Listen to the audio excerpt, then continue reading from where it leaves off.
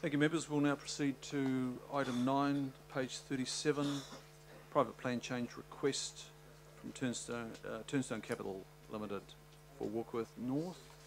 And welcome John Dogood, Warren McLennan and Michelle Perwick, who will introduce this item. John, will you introduce or commence? Mr. Chair, good morning, councillors and members of the committee. And Mayor Goff. So just a quick bit of background to this plan change. Up on the screen here we have a map from the Council's Future Urban Land Supply Strategy, which sets out a 20 to 30 year program of rezoning greenfield land in Auckland inside the rural-urban boundary, from future urban to urban. And the area that we're discussing today is within the what we call the first decade of the Future Urban Land Supply Strategy, which essentially is a commitment by the Council to working with the CCOs and the Crown to ensure that the infrastructure is in place and that the land is rezoned from future urban to urban within decade one of the Future Urban Land Supply Strategy, which is between 2018 and 2022 is the commitment in the Falls. Apologies that that's not clear on the screen, but that's the orange areas here and here in Warkworth. It's the northern part of Warkworth. State Highway 1, as it currently runs, the alignment is through there, heading north out of Warkworth. You're probably all very familiar with that route north. So the land is to the west of State Highway 1, just as you're leaving the existing urban part of Warkworth. The grey is existing live-zoned residential and business-owned land in Warkworth. I think, as the committee is well aware, Council has a structure planning program underway for 4 areas in the region. The most northerly is the Warkworth area. That structure planning has been going for some a year to 18 months now and is nearing a conclusion. We're very close to putting a final draft of the structure plan for the entire Warkworth area out for consultation.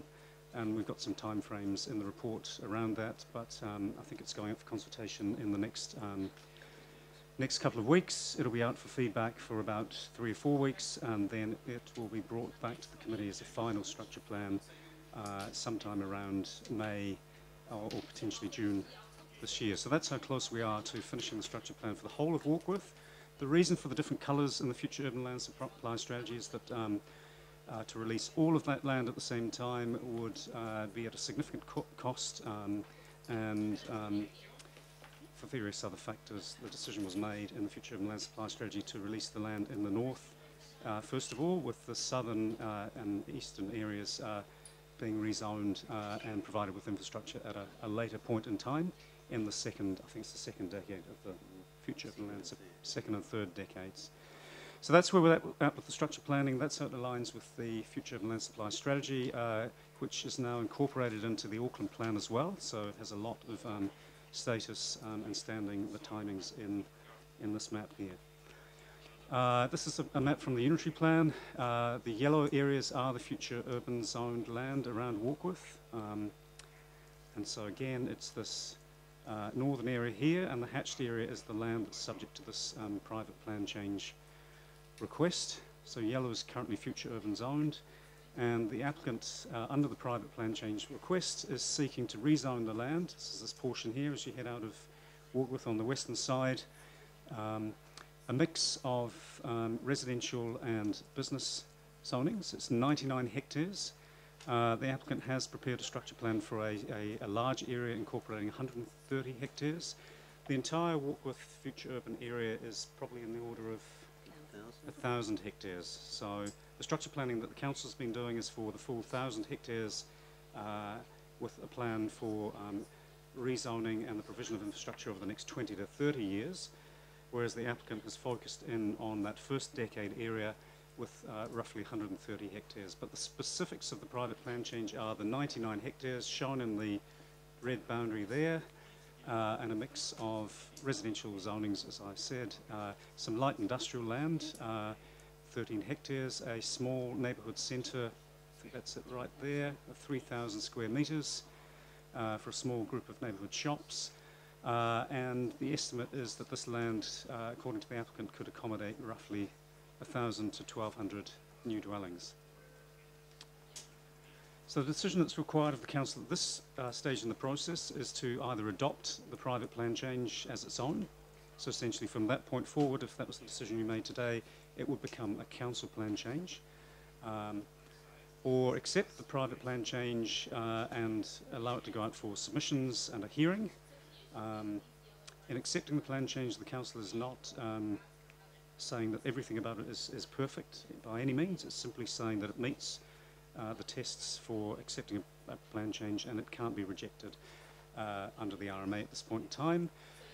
You can decide to deal with it as a resource consent application, but something like this is not really in the nature of a resource consent application. It's rezoning. It's not a specific development proposal for an individual building, for example, so we really can't go down that path, or the council could at this point in time reject the plan change request. If the council rejects the private plan change request, the applicant can appeal to the Environment Court. So it's not a judicial review type situation. It's the RMA does allow applicants to go to the Environment Court to challenge a rejection request at this point in time.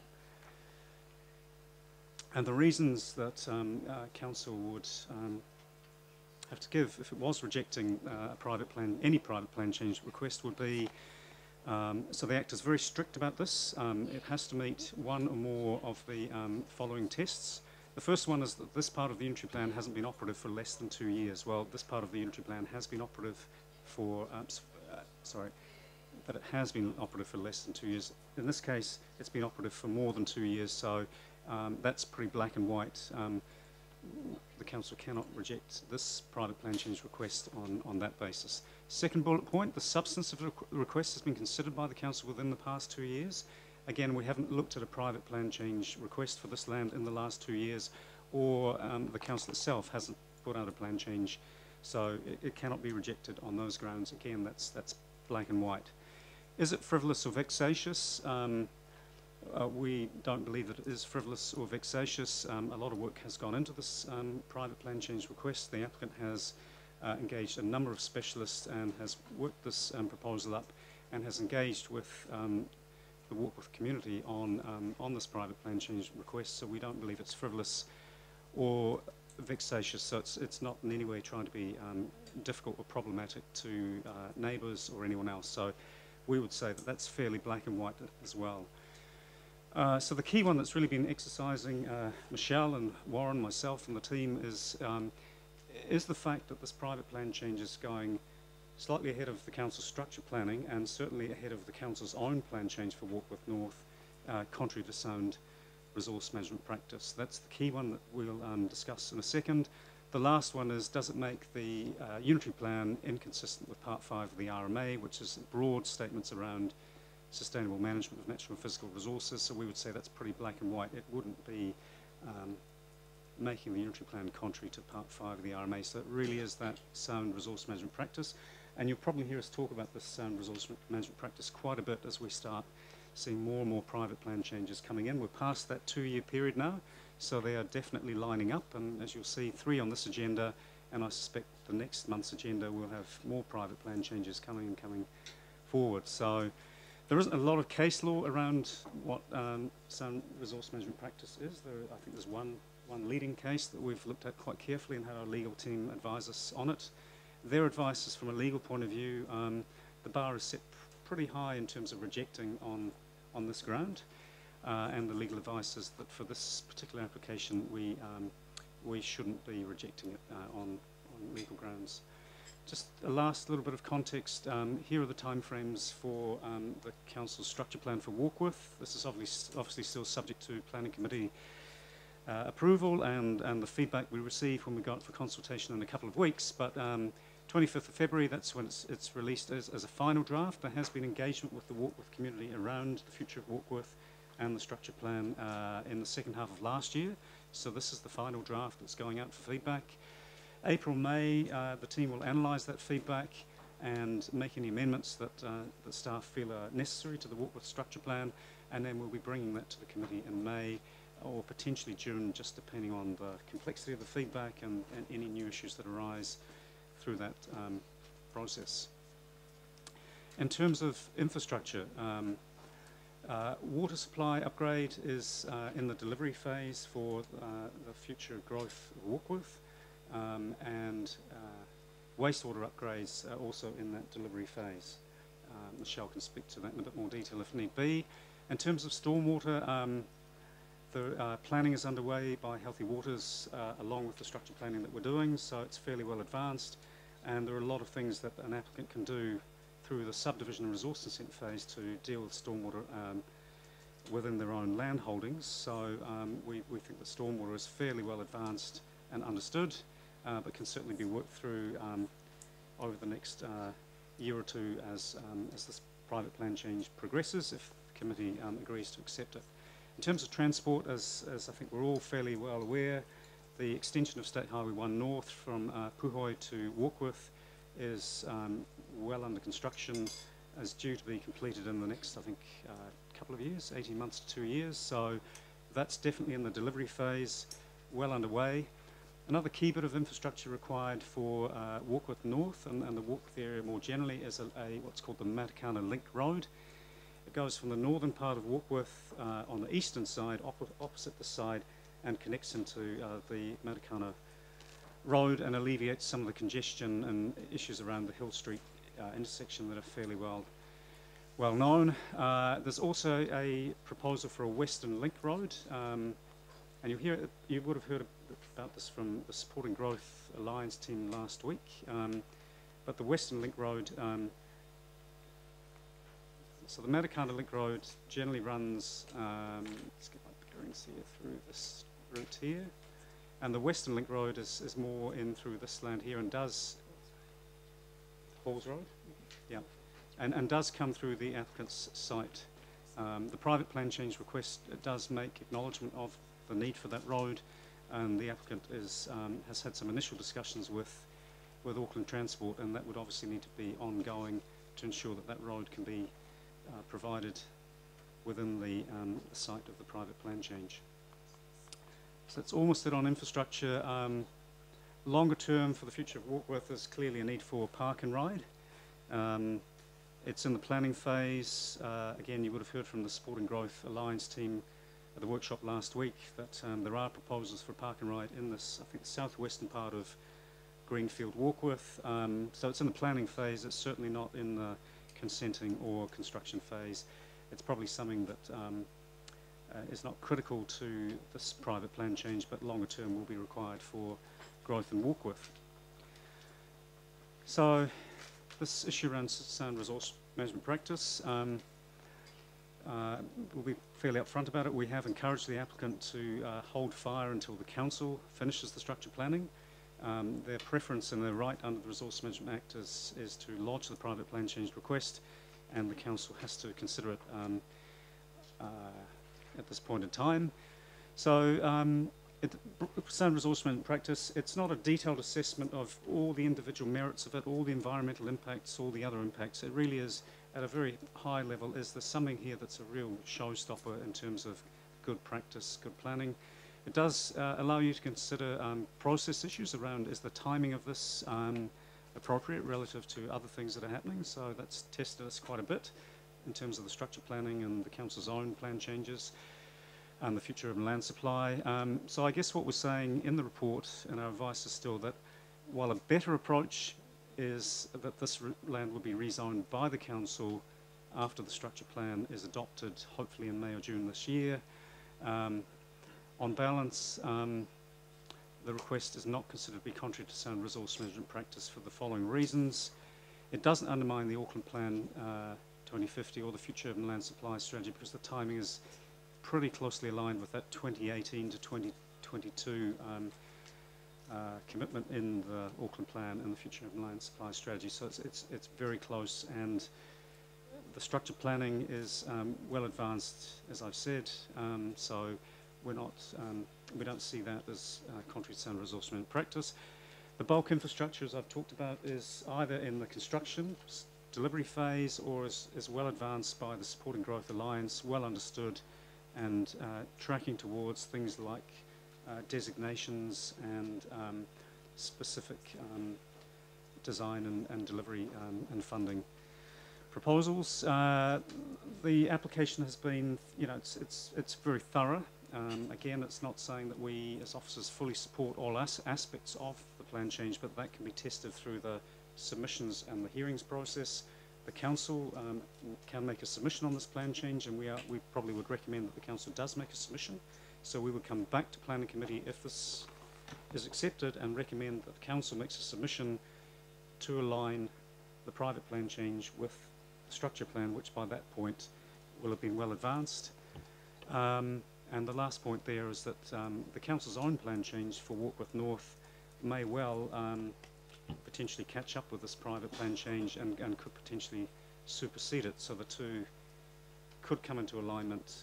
So again, back to the first point, it's not ideal, but in terms of the test that we have to look at under the Act, we think it'd be a stretch to say that it's contrary to sound resource management practice. So that's our summary and advice, and obviously Michelle and Warren Thank you, John. have more of the detail than I do on the specifics of it. Now, I omitted something under Public Input 5 and informing the members. There was a request from B&A Urban and Environmental, and they are the consultant for Turnstone. They wanted to come under public input. Their request was out of time. It was inconsistent with the standing orders, and I made a decision aware that we've got meeting, the committee is meeting in business and in workshop meetings right through until 5 o'clock today. It was important that we commence our workshop meetings at 1 o'clock after having a short recess, so I declined that. And of course, keeping in mind, and I was reminded by the staff, that we're not discussing the merits of the plan change at this stage. We're making a decision under a section of the law which is about either we accept, adopt, or reject the plan change. John, did you cover the local board update position? Do you want to cover that, please? I think it's best if Warren, can you? So initially the local board, when the matter was put to them in November, I think it was, October, November, because we were looking for the views of the local board, initially they were opposed to the plan change, but they, and so you'll see that's reflected in the Page 77. paragraph 77. Yes, so you'll see initially that they were opposed because they wanted to have greater alignment of the structure plan and their private plan request. However, we talked to them a bit further, and that was some months ago, and the structure plan process has been further advanced. So we talked to them the other day, and they understood that the plan change and structure plan were closer than it had been in November. Members, I've also had an update. I had a conversation with the chair of Rodney Local Board, Beth Holbrook, and she has indicated a preparedness to support acceptance for processing of the plan change. Very cognizant of our structure planning process as well, but everything taken into account, the board has conveyed a willingness to support acceptance.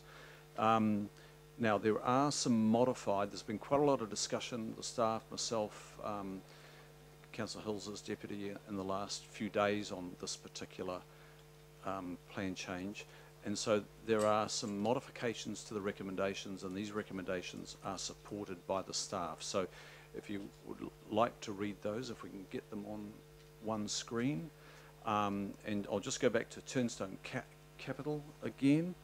They've been aware of this item being on the agenda from late last year. Yes, their request for appearance here today was out of time and declined, but I did issue an invitation for them to furnish anything in writing for this meeting, and we've just had this distribution placed on your table.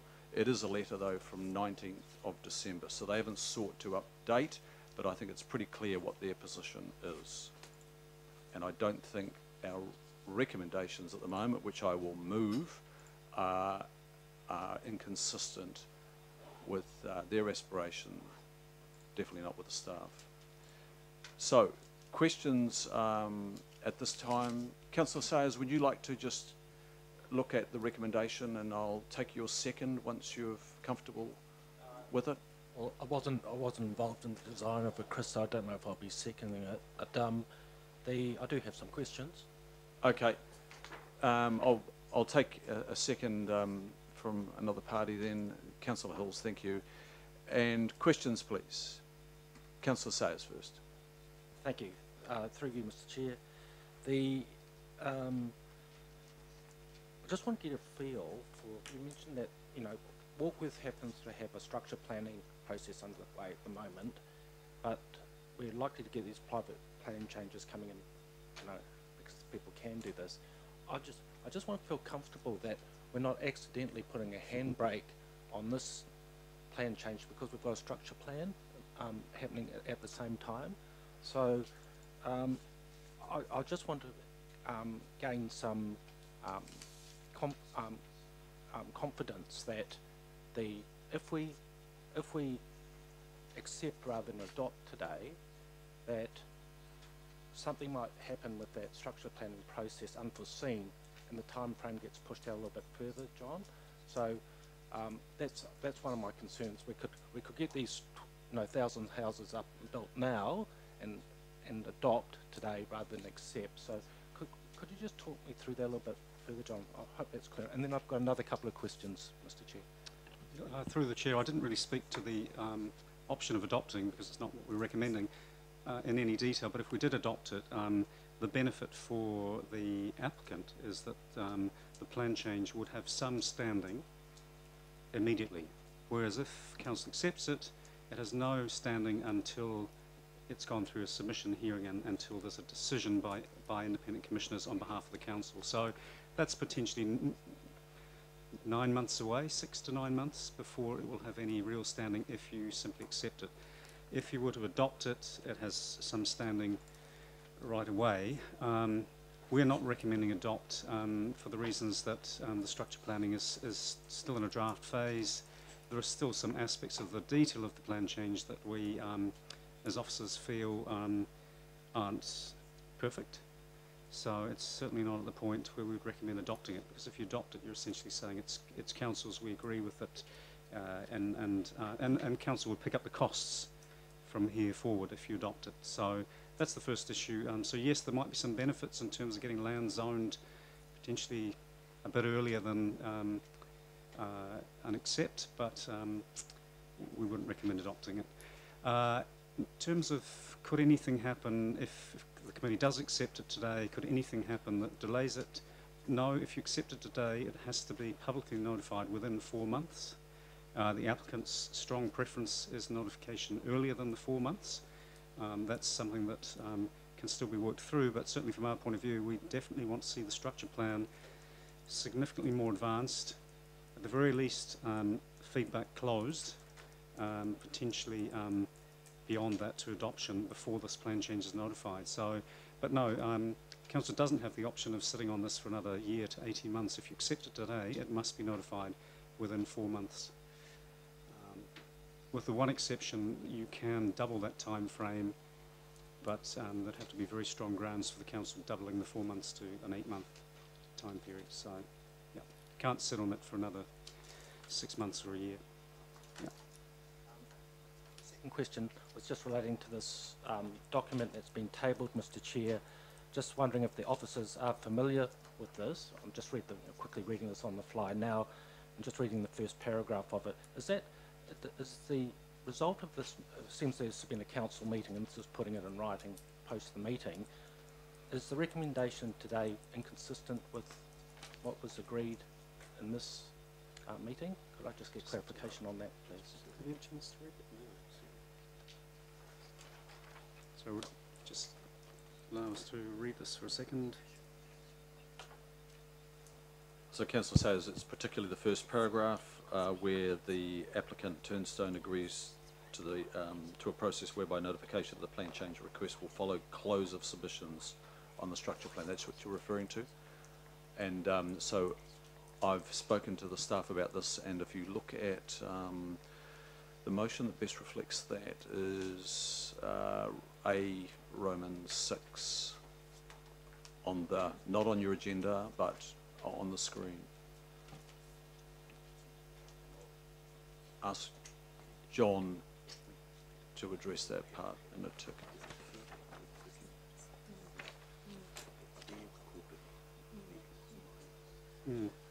Yeah, we're not entirely in agreement around the timing for the notification. So the suggestion here that there was a commitment that we would be notification on or about the 25th of February, and then potentially extending that to the 25th of March, enabling feedback on the structure plan. So again, that's something that we would still like to work through with the applicant in terms of the timing.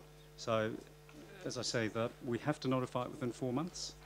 A decision doesn't have to be made on that issue today. That is an issue. The notification timing is delegated to staff to notify the plan change if you decide to accept it. So, yeah, that's probably something that we would work through with the applicant if you accept it today. The specific timing of notification. The preference is, as I say, as soon as the feedback closes on the structure plan. We just need to work that through with the applicant further. Final question, Mr. Chair. Thank you for your answer. I just want to make sure I've interpreted this correctly, John. That you've seen the structure plan where that's sitting at the moment. That hasn't gone out to the public. But are you concerned there's some inconsistencies? If I've heard you correctly, there's some inconsistencies with the way that the structure plan is shaping up compared to what's been submitted in this plan change that you're not totally comfortable with? Are we generally comfortable with the residential and the industrial mix? It's the detail of where those boundaries are within the zones and the size of some of those zones. But those are issues that we felt could be addressed through the hearing process and are not subject to this discussion today. Thank you, Mr. Chair, and I'm sorry that I didn't have a chance to read those in advance to second, so thanks. So look, let me know if you would prefer to second it, Councillor Sayers. I'm sure Councillor might oblige. Since you are the councillor. And I will turn my microphone on. Thank you. So I'm sorry, members of the public.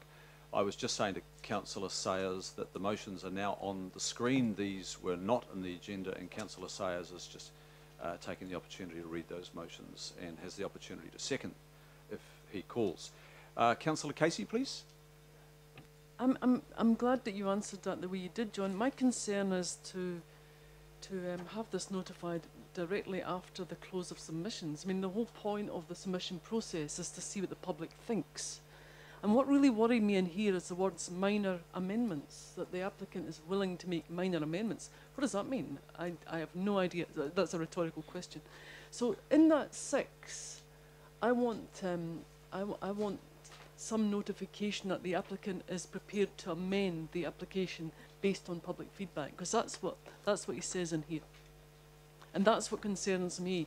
And I would make sure the timing is such that the public notifications have been thoroughly analysed. So you don't know what the public's going to say, John. You've got a fair idea, but you still don't know.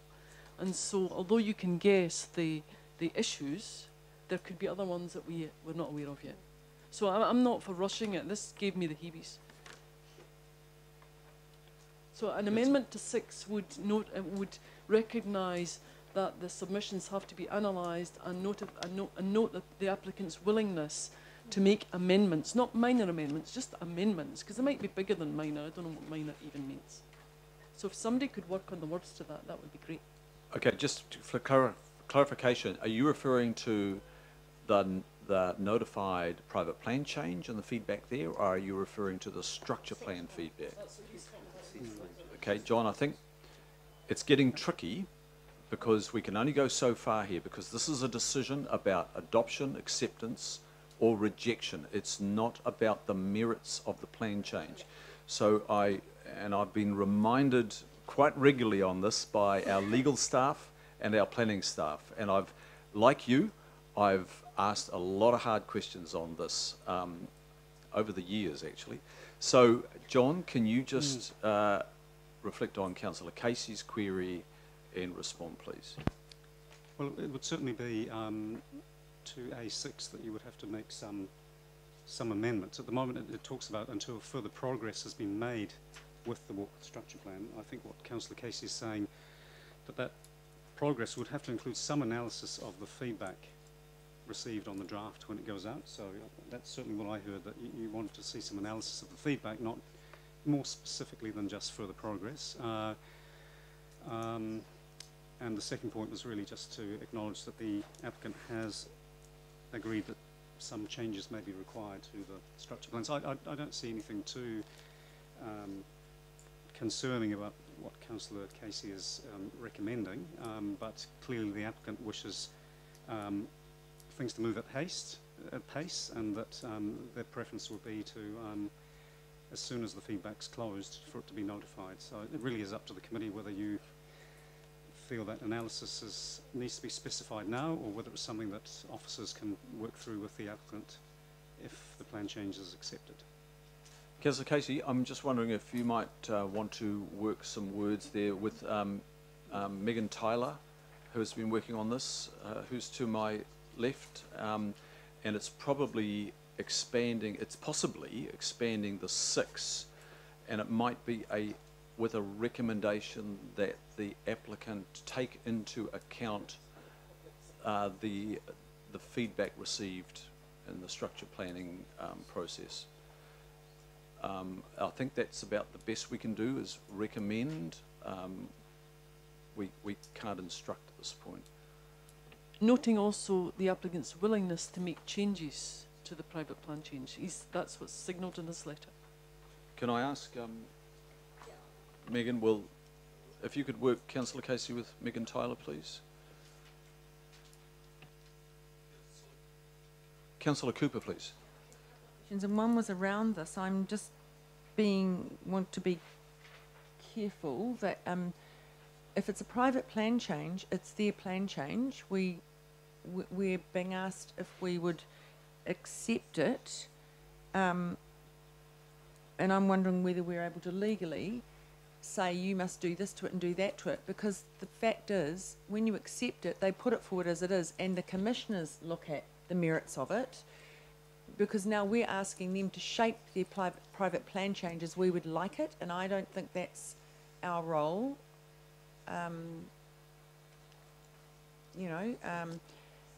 I think we've got to, they've got to see what comes out of the plan change, and then they've said they'll have a look at it. I'm just very uncomfortable with supporting that written down in that way, that they must do that. They don't have to do that at all, and we can't make them, and that's my concern. Though if there's real issues, it'll come up when it's put out for consultation, and when the hearing commissioners hear it and deliberate and make conditions or whatever they do. So that's my concern. I don't think I could support any more than what's in 6. I mean, that's quite a concession already.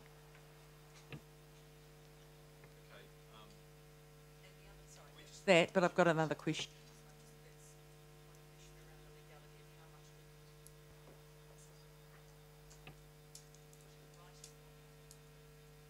Can I ask Karina from Legal, you've heard the engagement from Councillor Casey and her wish to maybe put a recommendation there on that the Turnstone Capital take into account the feedback from the structure planning process. And you've heard the concern of Councillor Cooper suggesting that even having a recommendation would be too instructive. Can we have some legal feedback on those two viewpoints, please? Sure. So through the chair, I think the point that the council is raising is a valid one in terms of where we are in the process. If you're wanting to make modifications to the plan change before accepting it in this committee here, that would have need to have been done with the agreement of the applicant. Of course, the structure plan is not far enough along to be taken into account at this stage, so you're very much in a position of accepting, rejecting or adopting. In terms of where the structure plan gets to in the process, it's going to be a relevant consideration when the hearing commissioners come to consider it. So it will be considered then in any case, so it is going to be brought to be taken into account in the development of this private plan change in any event, and will likely be raised in the council submission on the private plan change as well. That's pretty clear. Thank you for that question, Councillor Cooper. So I hope everybody's heard that feedback would be taken into account as you move into the hearings process for the private plan change. If you'll indulge me, just around Councillor Sales is talking about option 3, that we just adopt the request, but I just wanted to clarify, we said that if, it was said before that if we adopted it would become ours, we would be paying for it. That's correct. Yeah, so, and the other... All of the costs from this point Yes, forward. all of the costs would be then on the ratepayers.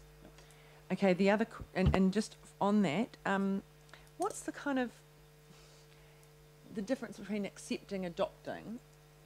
Would there be much of a lead lag time between when you get houses, I guess, because that's what we're talking about here, is how quick could you get houses?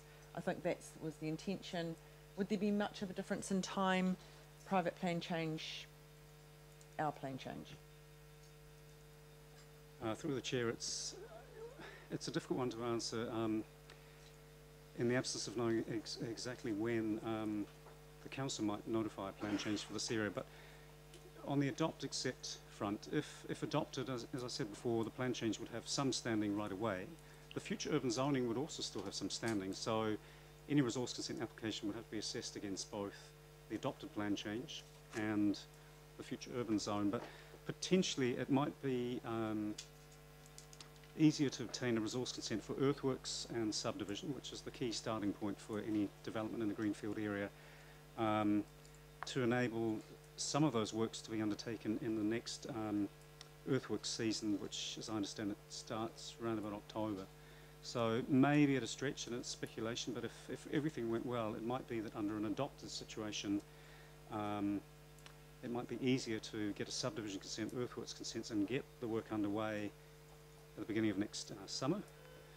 Whereas if it's simply accepted, you know, by the time it's notified, submissions in a hearing, still doesn't have any standing, commissioners might take a little while to make a decision on it, so the decision might not come out until a bit later, and they might miss the opportunity to have the plan change have any standing, and therefore it might be the following earthworks season. So it's, yes, there's a possibility that there might be some earthworks and subdivision approved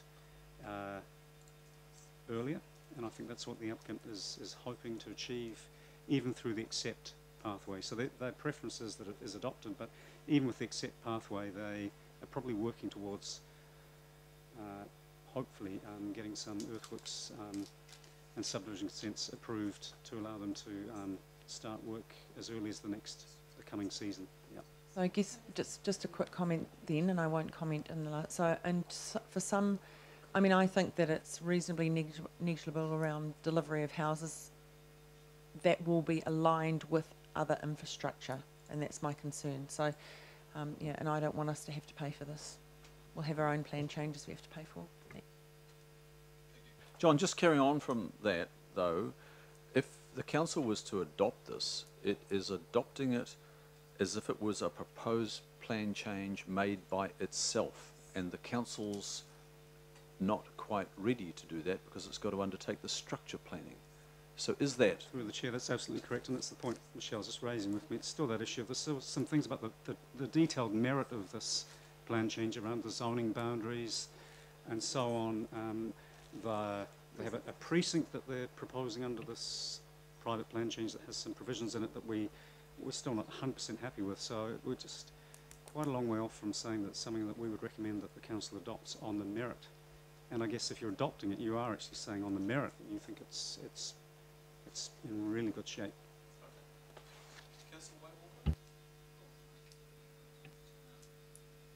Off, just a question essentially that goes to sustainability.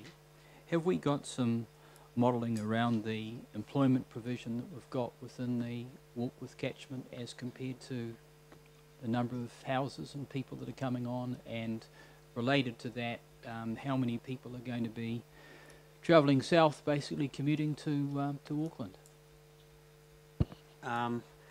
The structure plan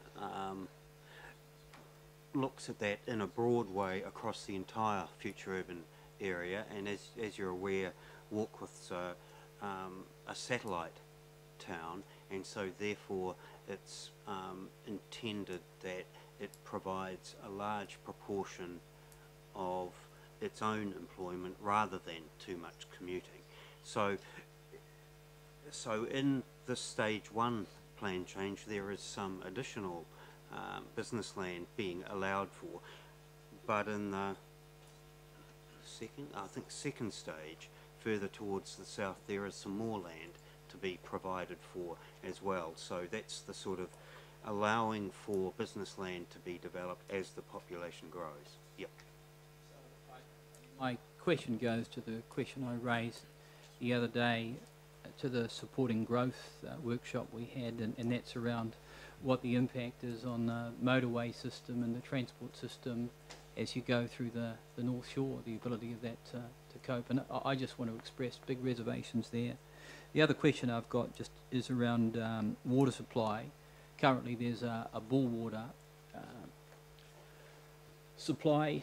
I mean, is there adequate provisioning and absence of contamination in that supply to meet the sort of requirements we're looking at here?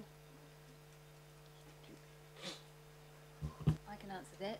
Watercare has responsibility for both the water supply and the wastewater. In terms of the freshwater supply, they've just in the final processing of a freshwater treatment plant at Warkworth, and that will treat bore water. And I understand that should be operational now, and that will provide for medium-term growth, and that also includes the applicant site. In terms of wastewater, they're currently getting ready to issue contracts, I understand, for a wastewater treatment plant that should be operational by the end of 2021. And Watercare advised with this application that they had sufficient information and requested no further information from the applicant. A particular issue I've got around the bore is whether there's sufficient water in the aquifer over time, not the treatment facility, but it's around the adequacy of that water. I can't comment on the adequacy of the water. All I know is that there is a freshwater treatment plant recently commissioned for Warkworth to treat the water. Okay. And the last question is really just around climate change, especially our climate change adaptation strategy. I mean, we don't have that now yet, but are we factoring in scenarios around sea level rise and storm events over a period of time in this catchment, because it's relatively low lying, it's associated with the river that's tidal and can back up? We have had input from the Sustainability Office and also from the resource consent teams and Healthy Waters. Many of the issues that they raise would be raised in the hearing as part of the merit assessment of the application. Okay. Member Namani.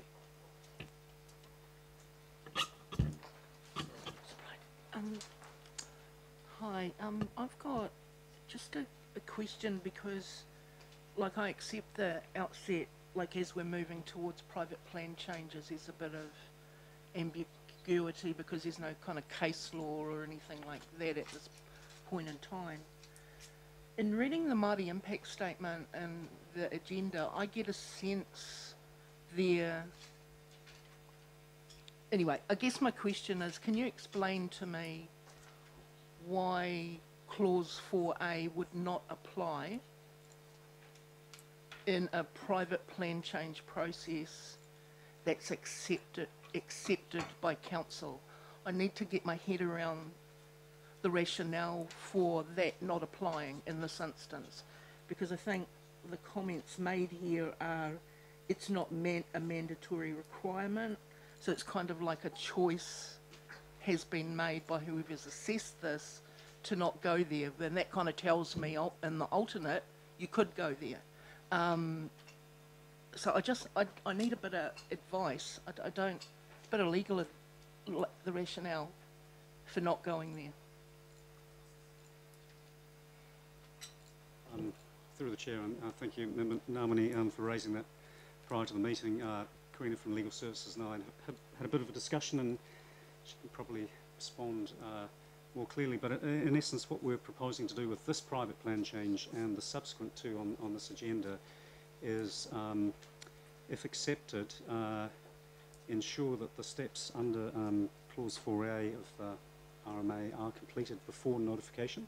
So Clause 4A was introduced through amendment to the Act last year, and it's around ensuring that drafts of all plan changes, and it just uses the words plan changes, it doesn't specify private or public, are sent to all relevant iwi for feedback, and that feedback is captured in the Section 32 report, which would have to be updated if any feedback is received. So there is a little bit of ambiguity in the Act around whether these provisions apply to both public and private, but the interpretation that we're looking to take, as I say, for this plan change and the other two, is to send the drafts to iwi.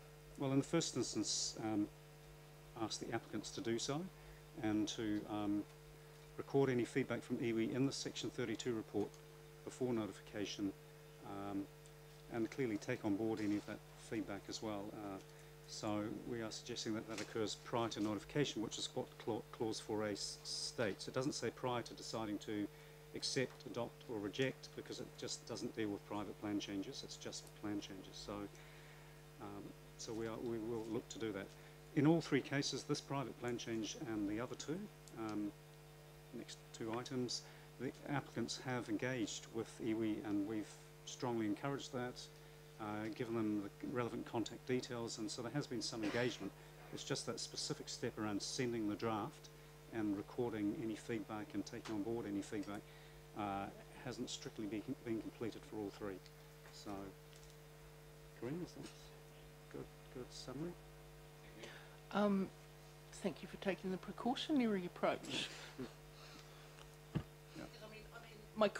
You know, when you actually look at Part 2 of Schedule 1 and you look at some of the intent, like for example 26A, that infers, for example, if there's a mana whakahono arohi agreement in place that says we want to be notified, pretty much like Clause 4, you must do it, or, you know, potentially, whether it's a private plan change or a council plan change. So I think the approach you've taken is a wise one.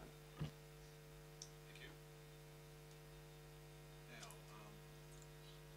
I've got a further question from you.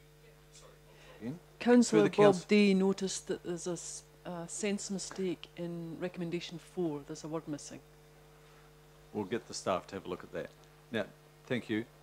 Can you just look at that, please?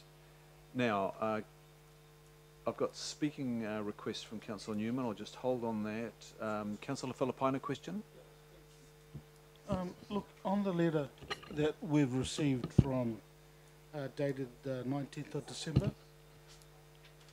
there's a paragraph 1, 2, 3, on paragraph 3 in the last sentence, there's a, that the administrative task required for notification will be progressed immediately to avoid any further delay in the process. Those administrative tasks, are they, because I get suspicious when I hear something like that, are we circumventing what normally gets done, or is it just I's and the crossing of the T's? In regards to their comment about that, based on the decision that we make. We keep in regular touch with the planning technicians team who organise the notification of all the applications. We advise them of what's coming up, and so they can prepare their forward work program. And my understanding of that is that they wouldn't want to, the applicant wouldn't want to see any delays as we prepare the application for notification through public notices, etc. So we do work in tandem with the planning technicians team. And based on, supplementary through you, Chair, based on Councillor Casey's comment earlier that was made, so what's the end result of that, Councillor Casey or Chair? What's the end result in regards to ensuring that the application takes into account any feedback on the structure plan? Can we come to that shortly? Because I need to get, I think I'd like to put up Councillor Casey's possible amendment, and that, but I'd also like, for the benefit of us all, I'd like to get some a legal response to that amendment. So Councillor Filipaina, can I address that second question through the next stage, and if we can put Councillor Casey's possible amendment up, and then Karina, can I ask you to address the amendment?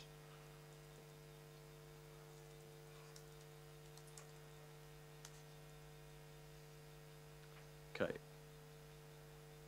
Now, you did, Karina, you did, I think it was through you, through John and yourself, have some concerns about going that far, and you stress that all the feedback would be considered when the private plan change is heard anyway.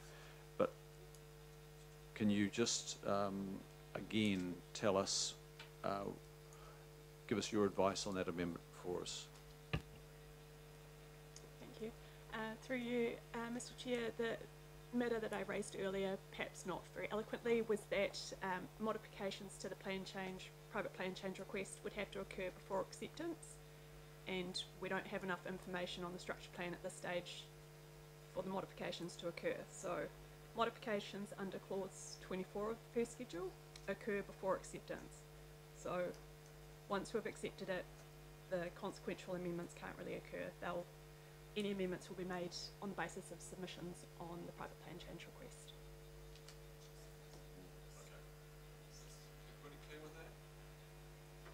Everybody clear with that? Thank you.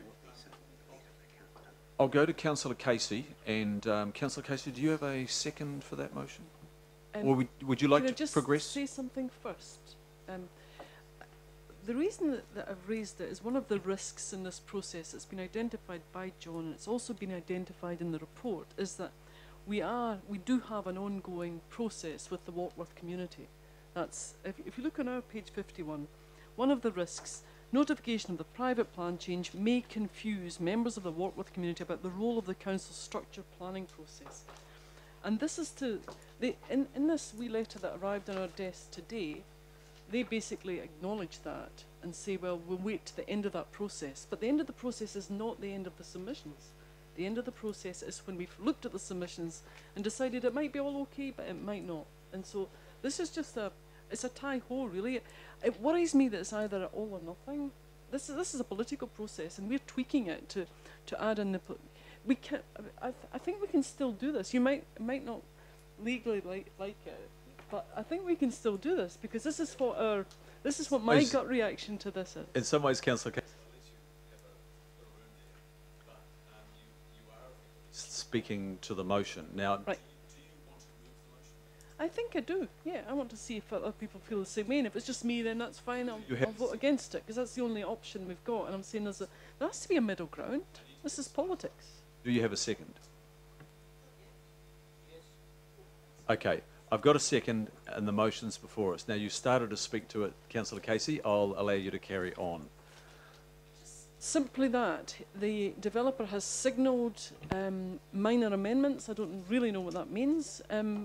Amendments of any kind are welcome based on public submissions, but those amendments can't happen now because we don't know what the public think. They can't happen at the end of notification because we haven't had time to analyse them. So there's got to be a gap, a delay, and that's maybe I haven't written it right. Maybe we should just ask for a delay on this until after we've analysed submissions. That would be another amendment, but I don't really want to do this. I see this more as trying to be nice to them because they've offered, you know, trying to work with them, because that's what you've been doing, and I saw this as a way. But if that's not the way, there may be another way, and that would be just to delay it until after the submission process. So lay this on the table until submissions have been analysed in May.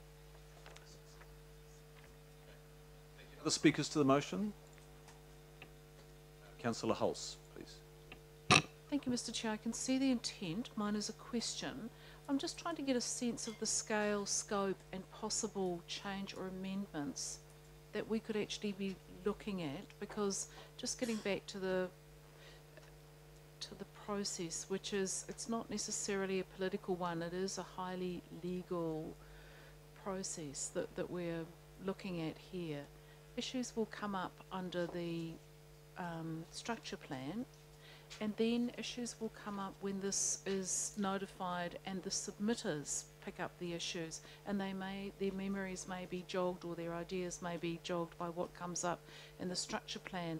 So I guess what I'm grappling with is what would come up in the structure plan that would be worth waiting another 6 months for to, you know, to redo this, because it would essentially have to come back to this council table for us to start the process all over again. I'm just trying to, I guess, Councillor, this is sort of through you, almost a question to Councillor Casey. What are we worried about? What do we think might go wrong? And what are we trying to catch that isn't going to be caught by the good old submission process? It's just been true to our own consultative processes that if we're engaging with the public about Wartworth, we're asking the public what they think. At the same time, we're saying, actually, we don't care because this is going ahead anyway, before you've had time to... Because there may or may not be little or big things. I appreciate the question there, Councillor Hulse, but I actually can't allow understanding orders, cross-examination, and otherwise we will be often doing it. I think I have to take this. It's moved, it's seconded. I've had 2 speakers. Are there further speakers on it? On the amendment?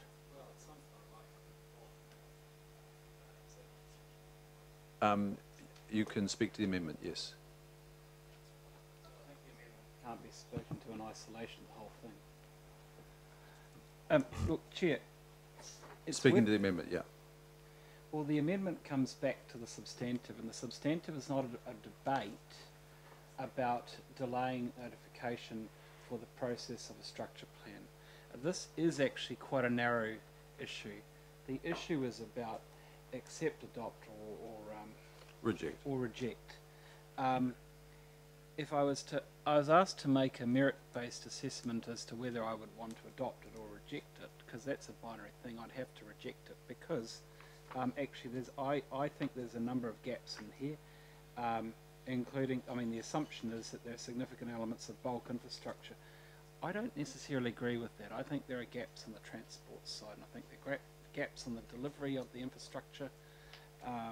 You've addressed some of that at para 36. And so you need to look in that context. Whether you can use a structure plan to address some of that, I don't think you can. I think the structure plan is useful in terms of inputting, but it doesn't address the delivery gaps circa the regional land transport plan for transport infrastructure by way of example. So, Chair, I'm not quite sure what 6 achieves, but actually I'm not quite sure what any of the amendments that have been put up previously achieve. I think that the amendments, I think that the recommendations that were put up by the officers in the first place are the extent to which you can consider this. So I'm sorry, Kathy, I can't vote for your amendment, and I'm not going to be voting for any of the red that's been put up previously, because the only thing that we can really do here is to accept it and to understand that the outstanding arguments are arguments that would need to be identified through the assessment of environmental effects and put to the planning commissioners, and the commissioners will resolve all of that at the hearing.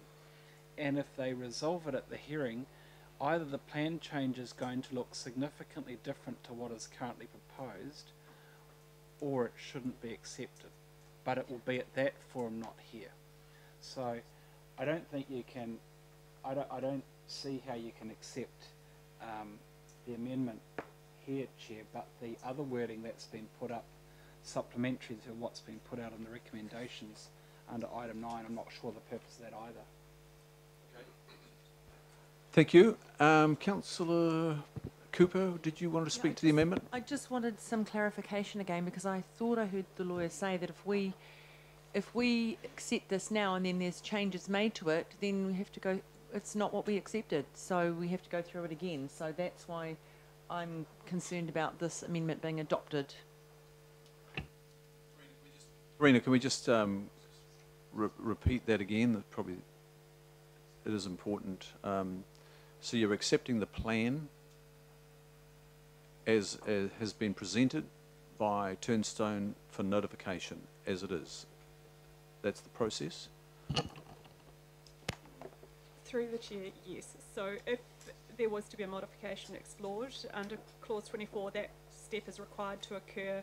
Modifications can be made to a private plan change request with the agreement of the applicant, and their agreement can't be unreasonably withheld.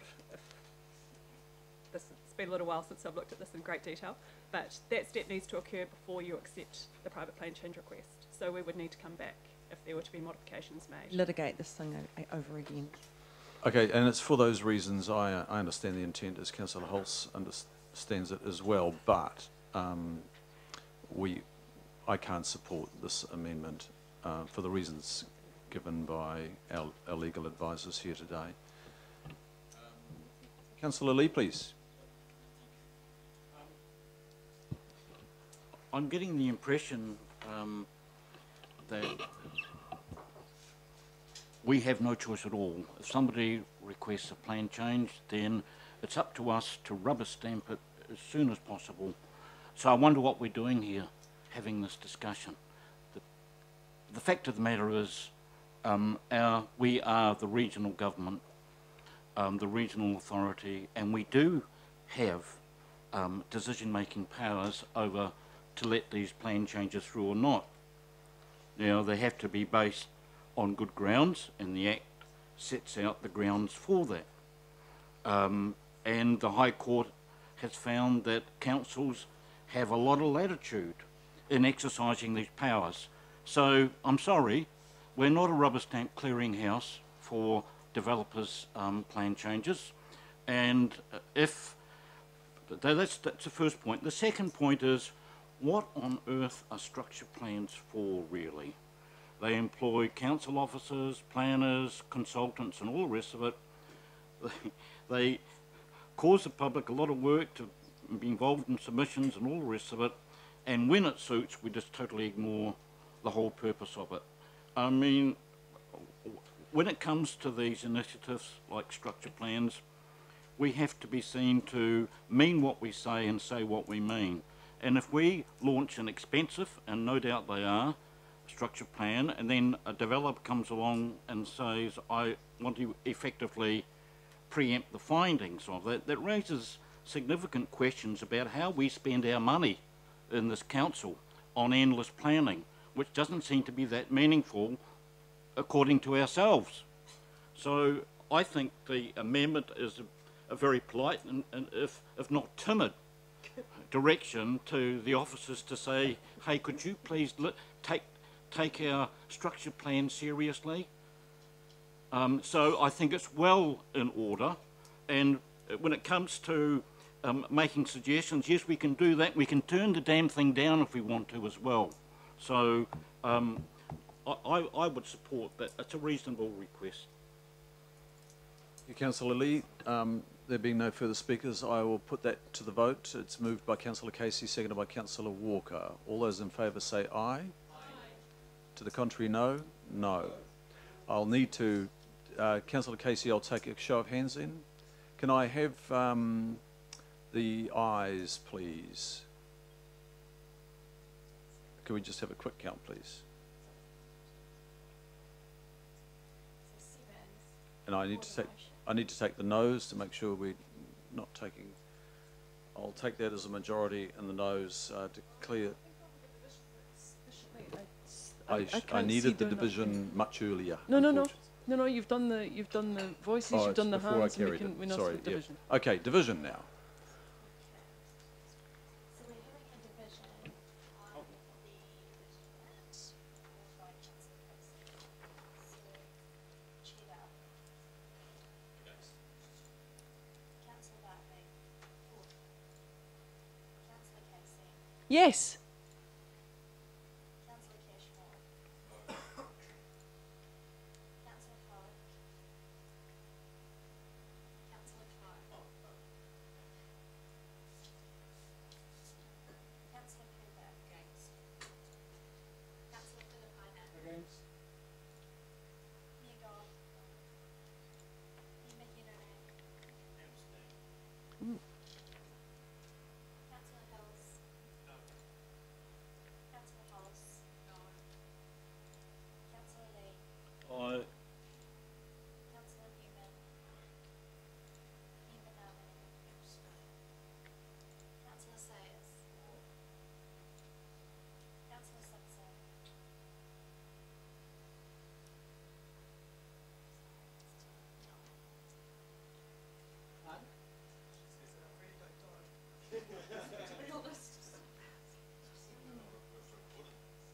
Claire, we've recorded the vote as an against. Councillor Stewart. Councillor Sir John Walker. Councillor Wayne Walker. Councillor Watson. Councillor Young.